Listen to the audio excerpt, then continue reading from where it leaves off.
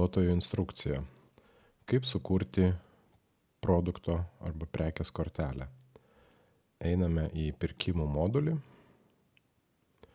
spaudžiame viršuje meniu juostoje Products, dar kartą Products, atsidarom visas produktų sąrašas, pagal nutylėjimą rodomi tik tai tie produktai, kurie gali būti nupirkti. Jeigu šitą daiktą pašalinsim, matysis visi produktai. Tada spaudžiame mygtuką Create, atsidaro naujo produkto kortelę. Mums joje reikia įvesti produkto pavadinimą, reiškia surainis, tarkime. Dvi varnelės, viena sako, kad produktas gali būti parduotas, nes ne visi produktai gali būti pardavinėjami. Kita sako, kad produktas gali būti nupirktas.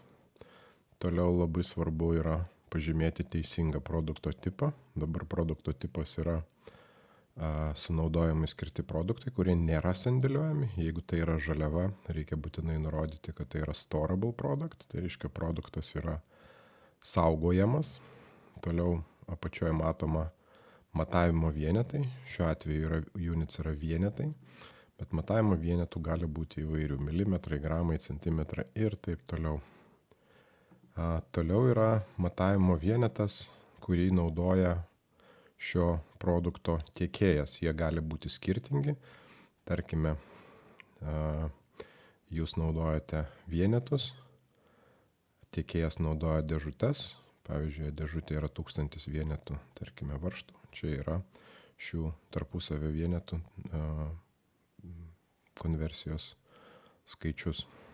Toliau, pardavimo kaina, produkto pardavimo kaina. Jeigu jūs jį pažymėjote, kad jis gali būti ir parduotas, reiškia, čia reikėtų įvesti pardavimo kainą. Čia yra nurodomi mokesčiai. Toliau labai svarbu yra produkto kategorija. Šiuo atveju mes turime keletą kategorijų. Tarkime, surainiai pas mus yra parduodami produktai ir tai yra pagaminta produkcija. Pasirenkam kategoriją. Toliau labai svarbu yra kitos vietos užpildymui. Tarkime, pirkimas. Mes turime pasirinkti, iš ko mes šį produktą perkame. Jeigu tai yra tiekėjas, tarkim, kompanija ABC. Pasirenkame valiutą. Pasirenkame, kokiais kiekiais mes perkame. Čia gali būti kiekis, kuris yra daugiau negu vienetas. Pasirenkame kainą, už kurią perkame iš to tiekėjo. Tarkime, 10 €. Ir labai svarbi detalė yra pasirenkame būtinai, per kiek laiko mums tiekėjas pristato šitos produktus. Tarkime, sakome 3 dienos. Taip mes sukonfigūravome. Taip pat svarbu nurodyti iš tiekėjo gaunamus mokesčius ir kontrolės, kokia yra kontrolės politika. Toliau spaudžiame inventory ir sakome, kad tai yra produktas, kurį mes perkame.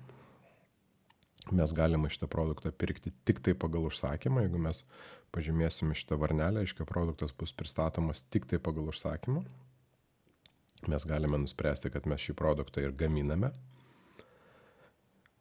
Toliau visi kiti nustatymai.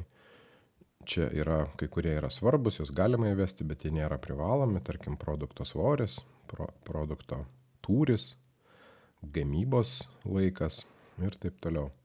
Ir paskutiniai nustatymai yra apskaitos. Šiuo atveju apskaitos neliesime. Tokiu būdu išsaugome šį produktą ir sukūrėme naują produkto kortelę.